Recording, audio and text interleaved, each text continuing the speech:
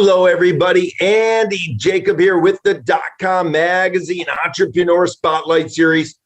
Well, you know, we love sales. I mean, when we're on DotCom Magazine, when we talk to experts and leaders in the field, I mean, if you don't have sales, you don't have a company, because it all begins and ends with making sure you provide a superior service or a product to your clients, of course. So whenever we come across a leading sales expert, someone that's doing something very unique, we always bring them on the show, because everybody that watches the show, I mean, you know that we absolutely love the sales cycle. We love the process, and we love the organization behind sales, behind selling. How do you put together a sales management team? Maybe you bring in an outside sales management team. Well, we're going to get into all that because we brought one of America's leading experts on the show, Mr. J.D. Miller. And of course, he's the owner of Fault Line Sales. And we're going to get into it. He has a super cool concept called Fractional Sales Management. You're going to want to listen to this. And he also has, of course, the Sales QB, and he's involved with LinkedIn in a very powerful way. So, Jay, welcome to the DotCom Magazine Entrepreneur Spotlight Series.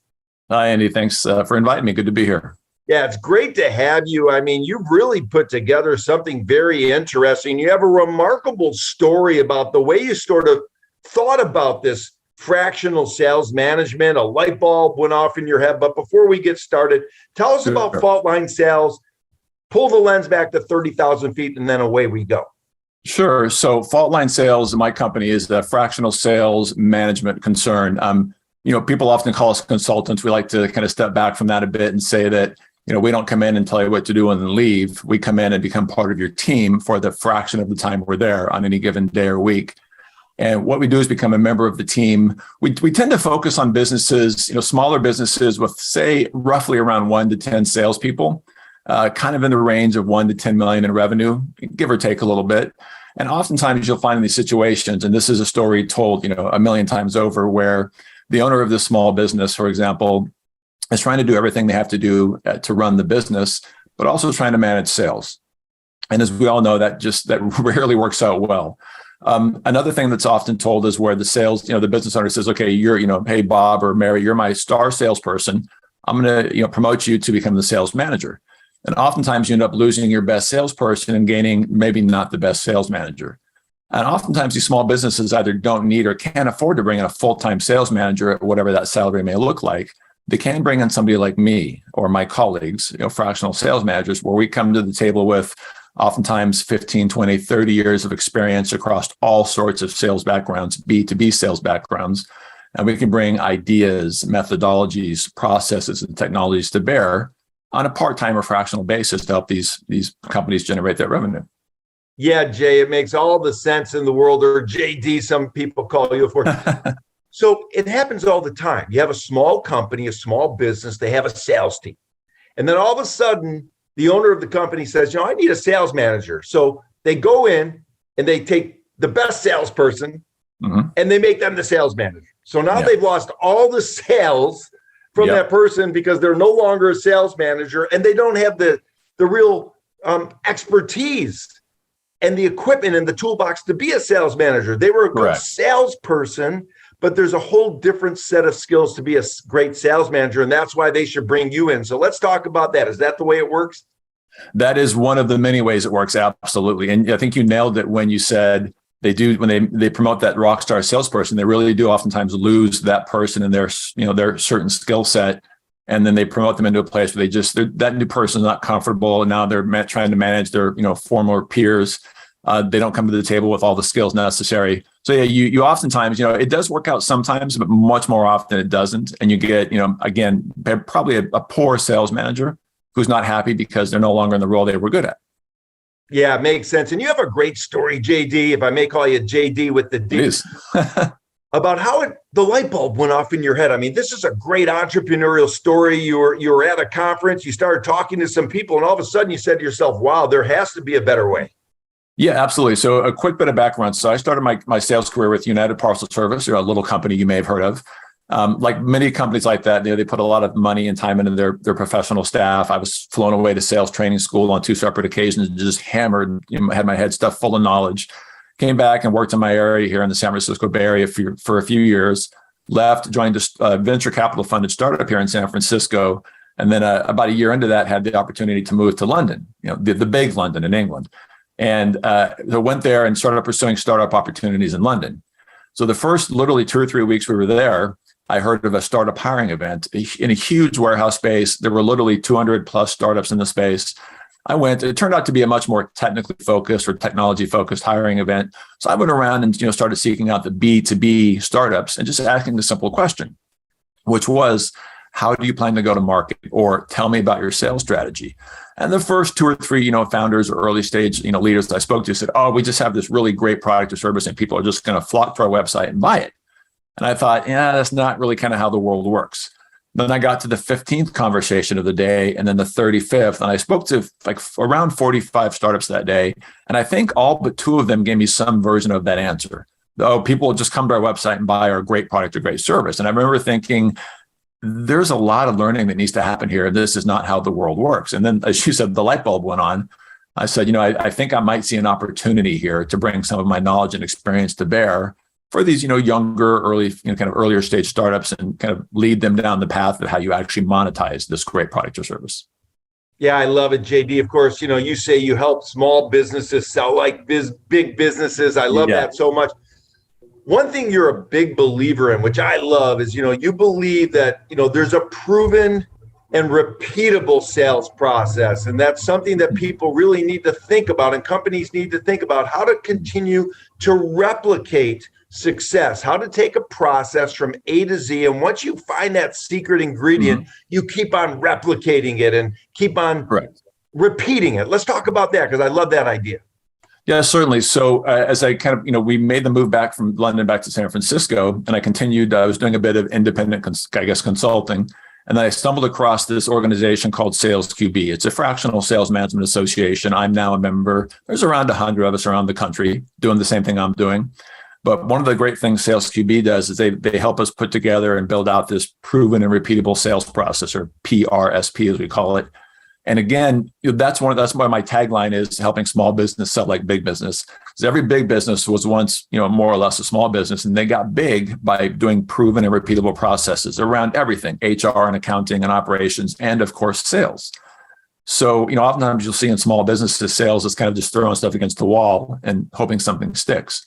When you come in and you kind of processitize, if that's a word, that you can find what works for that company. You can often come in with a framework of, we know these types of things work. Let's take this framework and personalize it to your business, and then find out what works. And let's keep doing that over and over. Making tweaks is necessary along the route, but it absolutely has to happen. It's not the sexiest thing in the world, but it's got to be done. Yeah, I love it. The PRSP, the proven and repeatable sales process. I mean, if you really think about it, JD, I mean, if companies would just sort of get their mind around that one very important process, I mean, that's a real winner, right? It is, absolutely. It's got to be done. Again, it's not the most exciting thing in in this cool technology startup world, but still got to be done. I love it. Let's talk about it. So you have people are hearing about what you're doing, of course, at Faultline, and you're involved on LinkedIn. We're going to get involved with that a little bit and talk about that. You've got the Sales QB. You've got this PRSP. I mean, you say that 5 times real fast, it's going to get you tongue-tied. But when a company reaches out to you and they say, hey, Jay, we've heard about what you're doing. Maybe they call you JD. What's that first call sound like? What's that first onboarding call sound like? Yeah, so typically we're having a quick conversation around the needs and, of course, the pain points. What is the problem you have? How are you currently trying to approach the solution to that problem? Let's talk about some ways we can approach this together. One thing we like to do generally is start with what we call a sales best practices audit. So we are benchmarking this, whoever I'm speaking with, whatever this company is, against a whole bunch of other small businesses or startups around the country.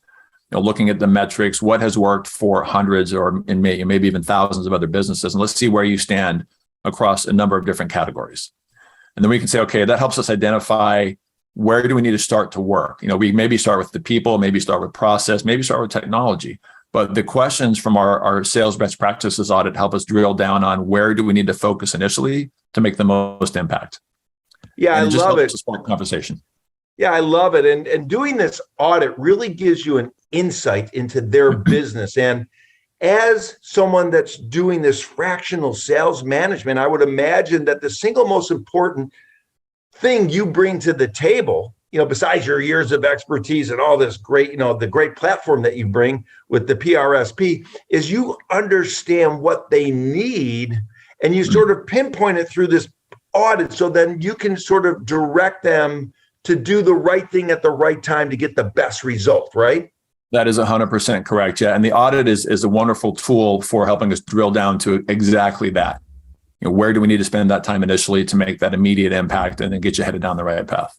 I love it. It makes all the sense in the world. Now, one thing that's very interesting is you're working with companies all over the country, perhaps all over the world. How does that work? Is it all done on Zoom? Is it done on phone calls? Do you fly out there? How do you handle so many great companies, coming under the umbrella? So yeah, I actually do work with clients globally. I've got a client in Eastern Europe, a client in South America, a few here in the US. It's all been virtual to date. I've been doing this fractional sales management thing for a couple of years now. There's also, you may have heard, a little pandemic that's been going on for the last couple of years. Not sure if you're aware. So everything's been virtual to date. Short of one client here in the city of San Francisco where we meet in person and go see clients. But everything else has been over Zoom or other video meeting platforms. And then everything client focused is also the same. I found more and more that client prospects and clients are more open to meeting virtually as opposed to meeting in person. So it's working perfectly that way. I love it. And it makes sense. And I want to get back into this PRSP because that's so fascinating. Yeah. So let's talk about it because a lot of people, a lot of companies, a lot of younger entrepreneurs, of course, JD, they start their business. They're in love with their technology. They've got a SaaS model. They're B2B, B2C.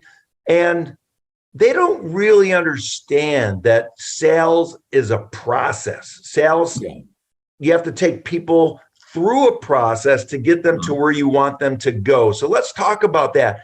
I would imagine you talk to some companies, some early founders, and they don't really realize how important this proven and repeatable sales process is, right?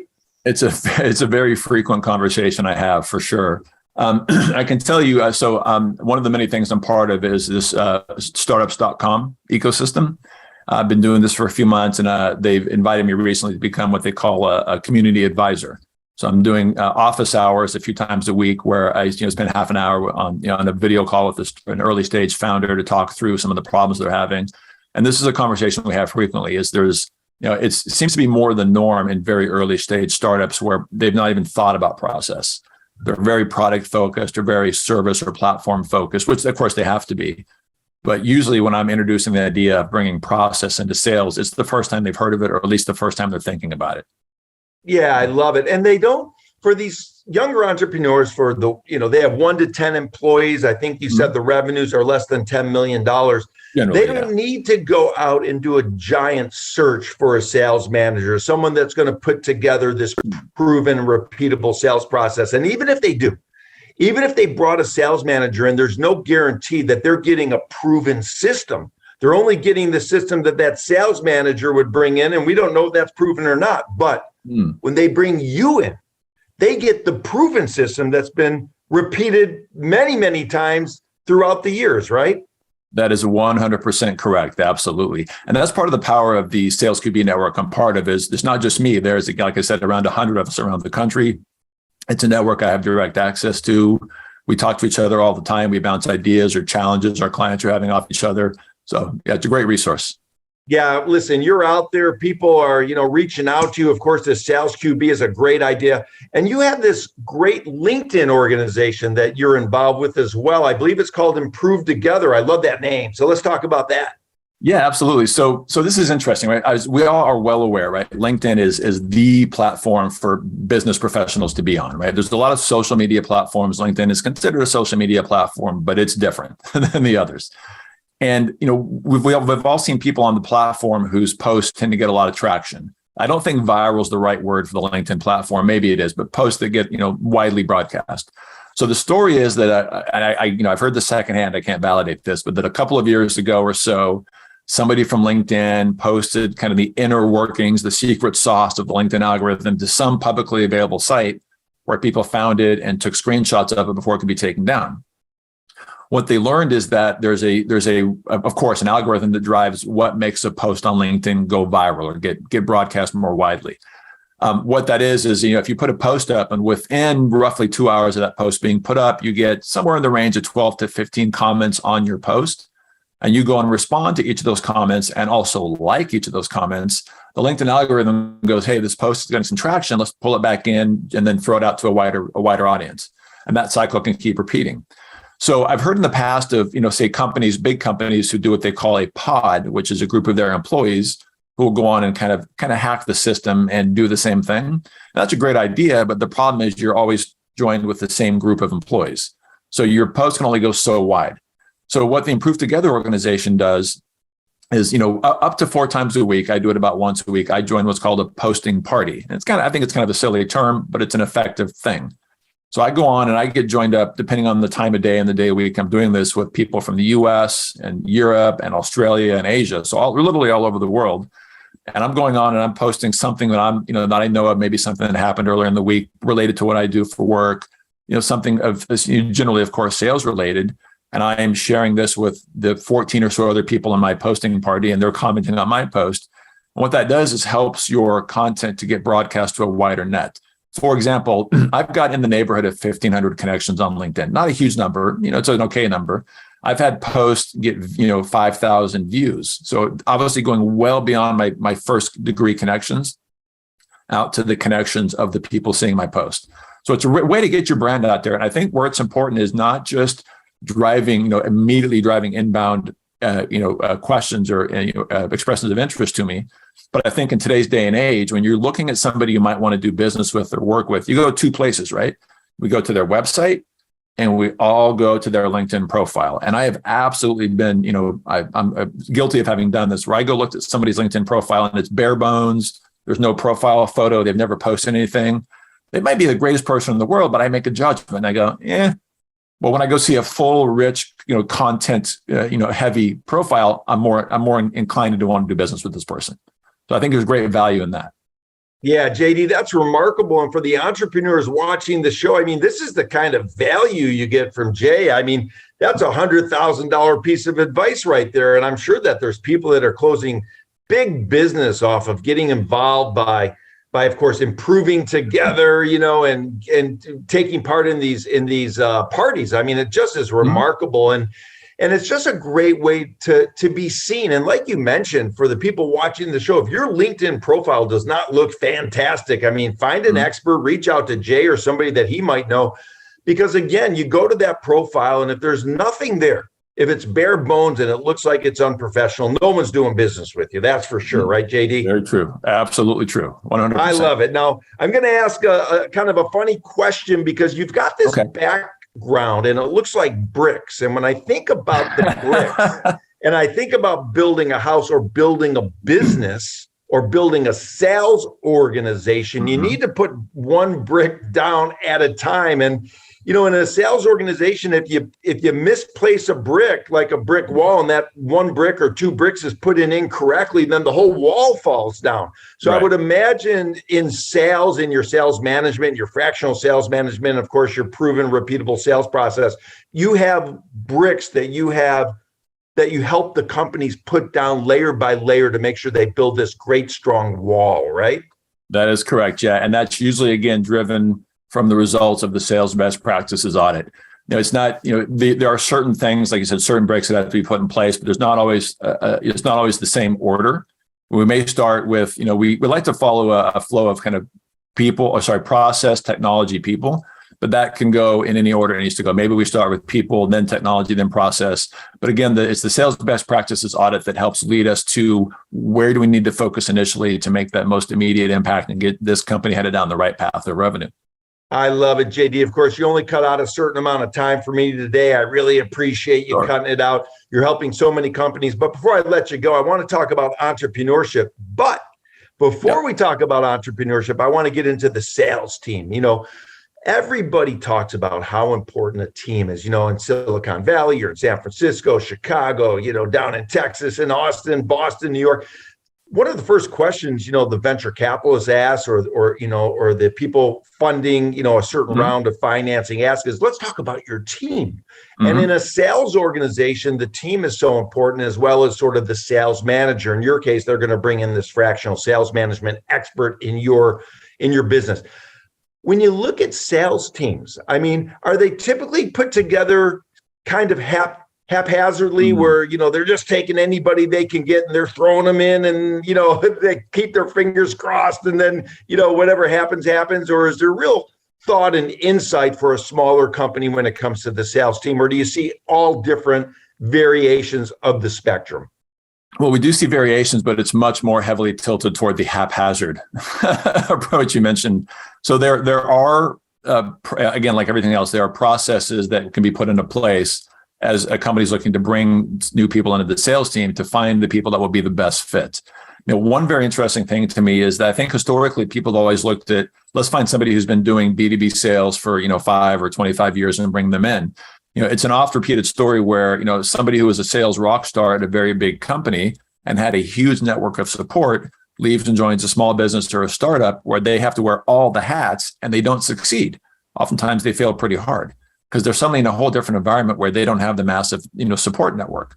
So some of my colleagues in the Sales QB network are experts in the hiring of salespeople. They bring surveys and kind of test processes and things like that into play, where we can run people through a series of these tests or quizzes, surveys, and identify traits that make somebody successful in sales. Oftentimes, the most important thing I've found is not the person's sales background; it's their personality and their attitude. You can't teach personality. You can't teach attitude. You can teach all the sales skills, but they have to come to the table with the right attitude and the right personality to make it work. Yeah, JD, that's so interesting. And if you're an entrepreneur watching the show and you're raising money, and somebody really sort of unpacks your business and they see a haphazard sales cycle, or your sales team is really not firing on all cylinders, that's going to hurt your ability to raise money. But imagine if you can, reach out and talk to the potential investor in your company and say, hey, we brought JD Miller in, we brought in, a repeatable sales process that's been proven. Our entire sales team is firing on all cylinders. We have this predictable sequence of events that everybody, does in the sales organization. Well, that's going to impress an investor. So that's a great way to help you raise money as well. Now, JD, let's talk about entrepreneurship, because we have some younger entrepreneurs watching the show. Maybe they're hitting a little bit of a roadblock or a pothole in the road. Maybe you could share with them what it takes to get through those potholes as an entrepreneur and come out the other side feeling very positive about the fact they got through it and now they're ready to roll. Yeah, I think we're all going to run into these potholes. I think they're unavoidable, much like our city streets here in San Francisco. But I think if you're coming in and your product or service solves a problem for other businesses, and that's so key. There's a lot of great products and services that were dreamed up that didn't solve a problem. Right? They were a solution looking for a problem, as the old saying goes. So if you come in and what you offer helps the company save money, make more money, be more efficient, whatever it is, and you're bringing something different to the table, something of more of value to the table than your competitors, then I think again you're bringing in the processes and you're going to have a winning combination. It's going to happen. Yeah, I love it so much. This has been a remarkable interview. I want to bring you back on and just unpack for a full 30 minutes or even an hour next time this proven and repeatable sales process implementation that you offer. I mean, what you're doing at Fault Line Sales is remarkable. You've got the fractional sales management, you've got the Sales QB, which is, a great organization to be part of. And then again, we're going to try and say it 3 times real fast. You've got the PRSP, which is the proven and repeatable sales process. And this Improve Together on LinkedIn, that's an incredible organization. The tidbit of information you gave, bringing us inside that was really remarkable. And then you offer, of course, the sales best practices audit for people that want to reach out to Jay. You can even go on startups.com and find him there as well. I mean, it's remarkable. So Jay, thank you so much for coming on the .com Magazine Entrepreneur Spotlight Series today. We're going to have you back, and this was a great interview. Thanks, Andy. Thanks again for the invite. It was great to be here.